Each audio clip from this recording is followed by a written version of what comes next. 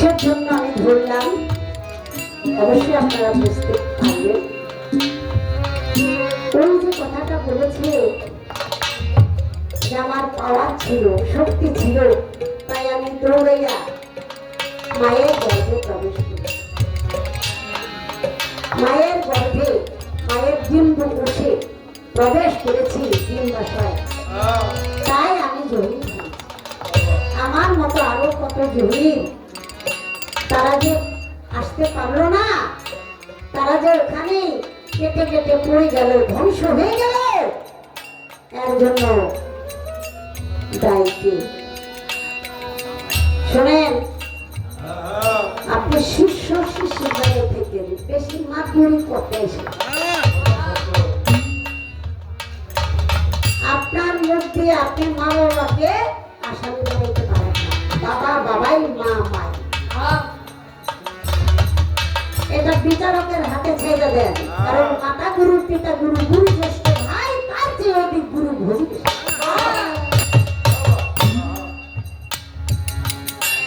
ভবিষ্যতে আপনার তো গুরু পাইবেন, অতএব আজকে ব্যাপারটা বুঝে নেবেন।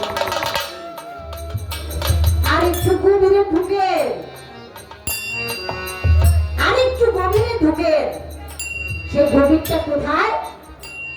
একটা আরেকটারে খায়, একটা আরেকটারে খায়, একটা আরেকটারে খায়, খাইতে খাইতে খাইতে খাইতে যেটা নাকি পাওয়ারফুল হয় ওইটাই নাম দিয়া মায়ের ডিম্বাশয়। পানি দেহ রতিমতি জ্যোতি, এটা যত গভীরে যাবেন ততই তার নতুনত্ব রূপ দেখা যায়। আমরা তো শুধু শুই না এই পাতার খাতা দেখে দেখে তারপরে শিখে নেই, কিন্তু আধ্যাত্মিক দেহ রাজ্যে আমরা বেশিরভাগ প্রবেশ করি। যে দর্শন করে না, দেহ রাজ্যের মধ্যে দর্শনে যায় না, সে কখনোই রূপরেখাগুলি পায় না। তাই এই একটা কথা বললাম, কারণ এই কথাটা যদি না বলি তাহলে আমার জহির পাগলা একটা কি বলবো ভ্রান্তির মধ্যে ডুবে আছে, ওখানেই সীমাবদ্ধ থাকে।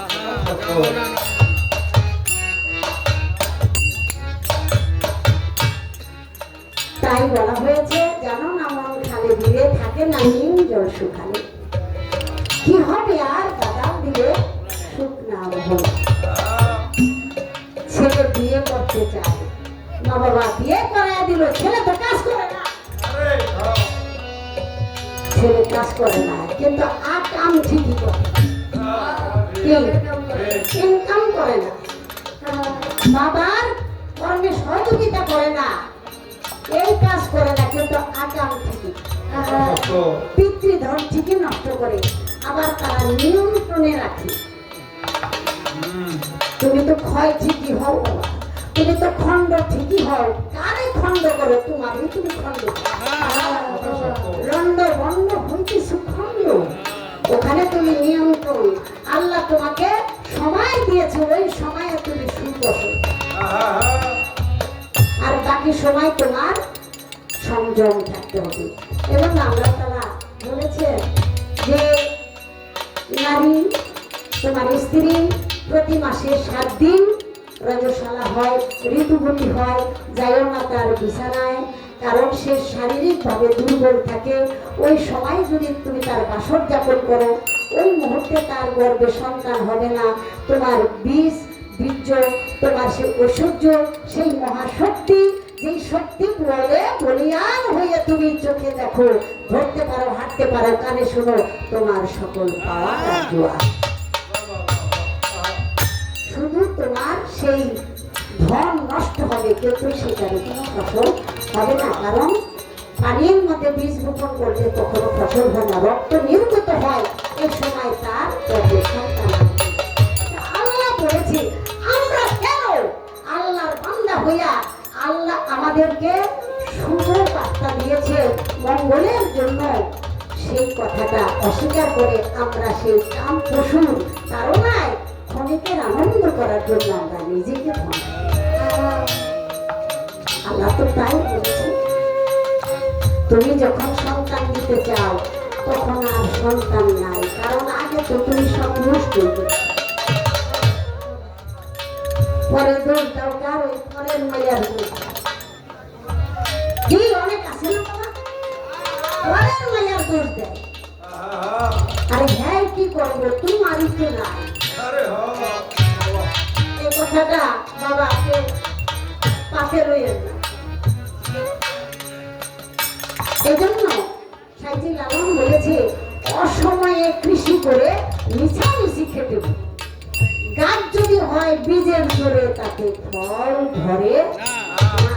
অসময়ে যদি কেউ সন্তান জন্ম দেয়, মনে করেন আপনার দেহ রাজ্যের মধ্যে কিন্তু পশুর একটা সময় আছে, ভূতের একটা সময় আছে, কারণ পঞ্চভূতিক দেহ, এই দেহ রাজ্যের মধ্যে কিন্তু ভূতের একটা সময় আছে, কারণ ভূত পঞ্চভূত, এই পঞ্চভূতের সেই সময়টা আছে।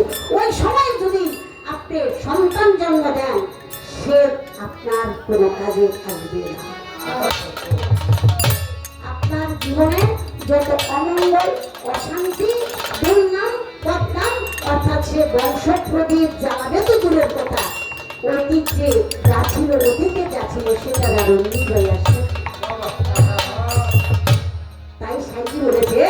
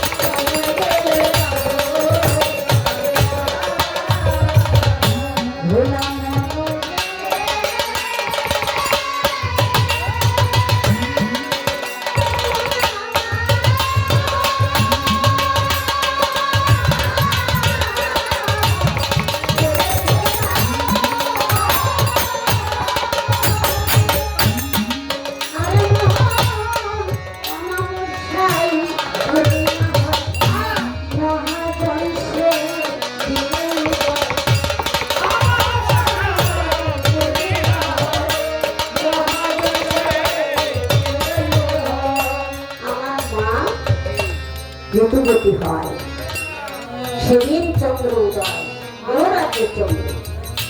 এই চন্দ্র এটা পূর্ণিমা পাইতে পাইতে 11, 12, 13,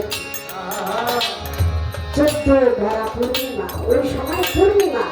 অতএব সেখানে হিসাব করে ওই মা চন্দ্রের সাথে যোগাযোগ রেখে যদি আপনি আবার করেন, অবশ্যই আপনার ঘরে আমি সন্তান। সময় কিছু চিন্তা করা, ধৈর্য পাওয়া যায় ঐশ্বর্য, যে হয় ধৈর্যচ্যুত সেই হয় করা। আমরা মানুষ, ঘুষের সহিত যে দম ছাড়তে পারে সেই মানুষ, আর মান হুঁশ যে নাকি হুঁশের মান রাখতে পারে তার মানুষ। ইনসান যে নিজে বিচার নিজে করে চলতে পারে, নিজে ইনসাফ করে চলতে পারে, তার নাম তো ইনসান।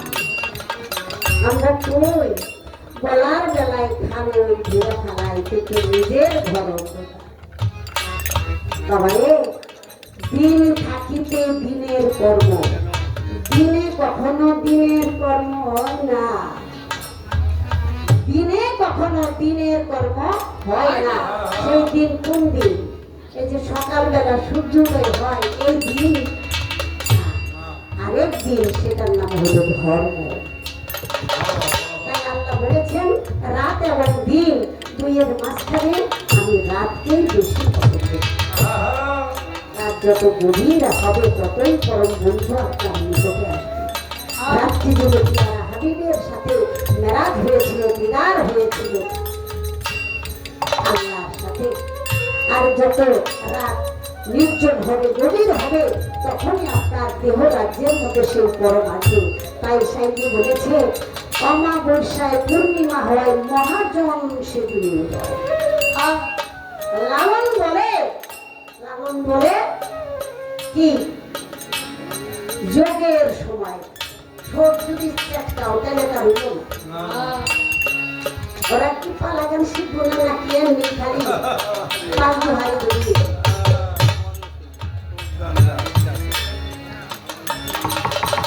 বড় বড় বয়সের গাছ শুনতাম ছোটবেলায়। এই যে প্রথম মাস্টার দরবারে চিকারে আসতাম, দলুদাদায় গান গাইতো, হাজেরা ফুবু গান গাইতো, আমি বসে বসে গান শুনতাম। আগে দু একটা ঘরে করতাম, আমারে আবার দু একখান গান।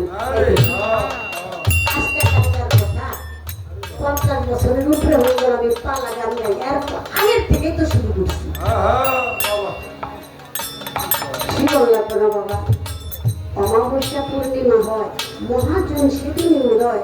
লালন বলে যোগের সময় দণ্ডে থাকে না, এক মুহূর্তের মধ্যে সব সমাধান। এই হিসাবগুলি আমাদের ঘরে বাবা শ্রেষ্ঠ জন্ম পেয়ে কাজগুলিও তো শ্রেষ্ঠ করতে হবে। নাম দিয়েছি শ্রেষ্ঠ, কাজ করি নিকৃষ্ট, তাহলে মালিকের দরবারে যাবো কোন মুখে? আবার অর্ধচন্দ্র মানে ঘাড়ে ধাক্কা দিয়ে আবার পাঠাই দিবে, যা যে দুনিয়ার লোক লালসায় কাটাই শেষ, আমার কাছে আসার মতো যোগ্যতা অর্জন করস নাই, আবার সেখানে ঘোরাফেরা কর। আগে 2 পাও দিছিলাম খারাইতে পারতে, এবার 4 পাও হইয়া যেই কাম করতে করতে শেষ হই কামিত। কারণ যত থাকবে আশা ততই লাগবে আশা। আশা শূন্য হয়ে গেলে আর দুনিয়ার মধ্যে সিঁড়ির মধ্যে আসতে হবে। তাই সাইডি তাই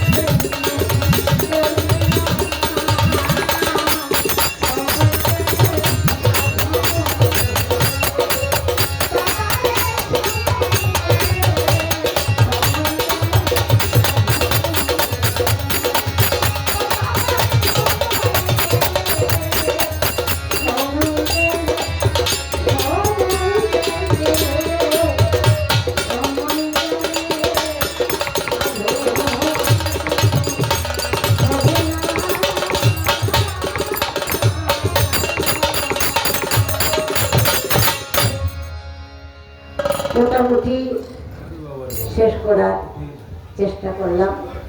আমার বাবাজি যেখানে কথা রেখেছে